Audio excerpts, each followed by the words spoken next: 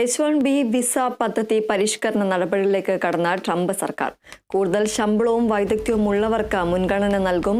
ശമ്പള ബാനറുകൾ നവീകരിക്കാനും തീരുമാനം.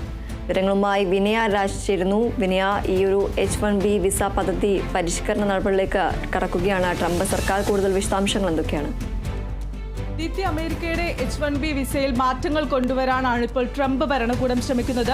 നേരത്തെ ഇതുമായി ബന്ധപ്പെട്ടുകൊണ്ട് തന്നെ H1B വിസയിൽ $1,00,000 ആക്കിയത് ഇന്ത്യൻ സമൂഹത്തെ വലിയ രീതിയിൽ ബാധിക്കുന്ന ഒരു നിലയിലേക്ക് അടക്കം കടന്നിരുന്നു. അതായത് ഇന്ത്യൻ IT മേഖലയ്ക്ക് വലിയൊരു തിരിച്ചടിയായിരുന്നു ട്രംപിന്റെ ആ തീരുമാനം ഉണ്ടാക്കിയിട്ടുണ്ടായിരുന്നത്. പിന്നീട് വിദേശകാര്യമന്ത്രി US ഭരണകൂടവുമായി സംസാരിക്കുന്ന ഒരു നിലയിലേക്ക് അടക്കം തന്നെ പോയിരുന്നു.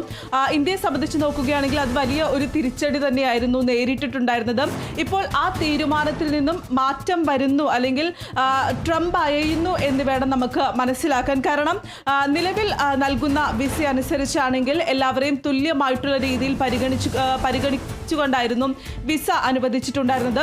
അതിലാണ് പിന്നീട് $1,00,000 ആക്കി വർദ്ധിപ്പിച്ചിട്ടുണ്ടായിരുന്നത്. അത് ഇന്ത്യയിലേക്ക് നോക്കുകയാണെങ്കിൽ ഒറ്റയടിക്ക് തന്നെ 88 ലക്ഷം രൂപയായിരുന്നു വിസയ്ക്ക് ഉണ്ടായിരുന്നത്.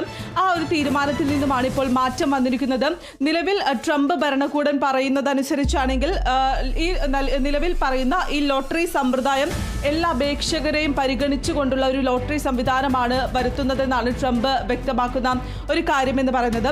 അതായത് ഈ H1B വിസയിൽ പരിഗണിക്കുന്നത് ഇനി കൂടുതൽ യോഗ്യതയുള്ളവരും ഉയർന്ന ശമ്പളത്തിലുള്ളവരെയും വൈദഗ്ധ്യമുള്ള ആളുകൾക്കും മുൻഗണന നൽകുന്ന രീതിയിലുള്ള അല്ലെങ്കിൽ മുൻഗണന നൽകുന്ന തരത്തിലുള്ള കാര്യമാണ് ഇപ്പോൾ പരിഗണിച്ചിരിക്കുന്നത്.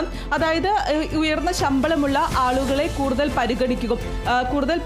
4 തവണ വിസയ്ക്ക് ഇവർക്ക് അപേക്ഷിക്കാം, അവരെ പരിഗണിക്കും എന്നുള്ള രീതിയാണ് ഇപ്പോൾ ട്രംപ് കൊണ്ടുവന്നിരിക്കുന്ന മാറ്റം എന്ന് പറയുന്നത്. ഇതിനായി 4 പുതിയ ശമ്പള ബാൻഡുകൾ സൃഷ്ടിക്കുമെന്നും അദ്ദേഹം വ്യക്തമാക്കിയിട്ടുണ്ട്.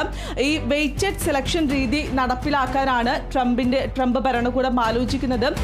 അതായത് ഉയർന്ന ശമ്പളവും വൈദഗ്ധ്യവുമുള്ള ആളുകളെ കൂടുതൽ പരിഗണിക്കുക. ഇതാണിപ്പോൾ ട്രംപ് ഭരണകൂടം വ്യക്തമാക്കുന്ന ഒരു കാര്യമെന്ന് പറയുന്നത്. അത്തരത്തിലാണെങ്കിൽ ഇവർക്ക് 4 തവണ വിസയ്ക്ക് അപേക്ഷിക്കാമെന്നാണ് വ്യക്തമാക്കുന്ന ഒരു കാര്യമെന്ന് പറയുന്നത്. കൂടാതെ തന്നെ കുറഞ്ഞ ശമ്പളമുള്ള ആളുകളെ 1 തവണ മാത്രം പരിഗണിക്കുക എന്ന നിലയിലേക്ക് പോവുക. ഇതാണ് പുതിയ തരത്തിലുള്ള H1B വിസയായി അദ്ദേഹം പരിഗണിക്കുന്നത്. ഈ പുതിയ രീതി കൊണ്ടുവരികയാണെങ്കിൽ ഒരു കണക്കിന് നോക്കുകയാണെങ്കിൽ ഒരു തരത്തിൽ അയയുന്ന ഒരു നിലപാടാണ് ട്രംപിന്റെ ഭാഗത്തു നിന്നും ഉണ്ടായിരിക്കുന്നത്. കൂടുതൽ ആളുകളെ പരിഗണിക്കുന്ന രീതിയിലേക്ക് അടക്കം തന്നെ പോകുന്നുണ്ട്.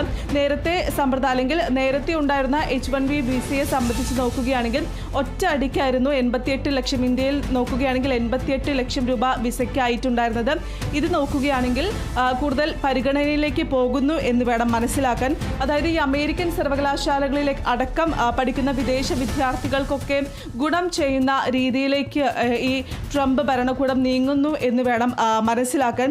ഈ നിലവിൽ ഉള്ള ഒരു ലോട്ടറി സംവിധാനം അനുസരിച്ചാണെങ്കിൽ എല്ലാവരെയും തുല്യമായി പരിഗണിക്കുന്ന ഒരു രീതിയായിരുന്നു ഉണ്ടായിരുന്നത്.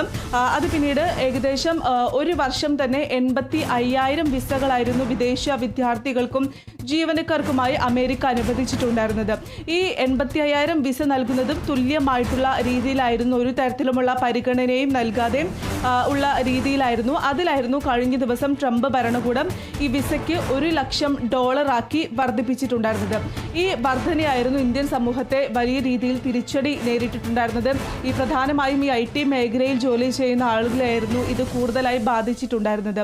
ഇവരെ സംബന്ധിച്ച് നോക്കുകയാണെങ്കിൽ ഇപ്പോൾ പുതിയ രീതി കൊണ്ടുവരുന്നത് അല്ലെങ്കിൽ സമാധാനം എന്ന് തന്നെ പറയാൻ സാധിക്കും. ഒരു അയയുന്ന രീതി തന്നെയാണെന്ന് നമുക്ക് പറയാൻ സാധിക്കും. ഇപ്പോൾ പുതിയ ഒരു H1B വിസ കൊണ്ടുവരാനുള്ള ഉദ്ദേശത്തിലാണ് ട്രംപ് ഭരണകൂടമുള്ളത്. ശരി, H1B വിസ പദ്ധതി പരിഷ്കരണ നടപടികളിലേക്ക് കടന്ന ട്രംപ് സർക്കാർ കൂടുതൽ ശമ്പളവും വൈദഗ്ധ്യവും ഉള്ളവർക്ക് മുൻഗണന നൽകും. ശമ്പള ബാൻഡുകൾ നവീകരിക്കാനും തീരുമാനം. വിനയ രാജാണ് വിവരങ്ങൾ നൽകിയത്.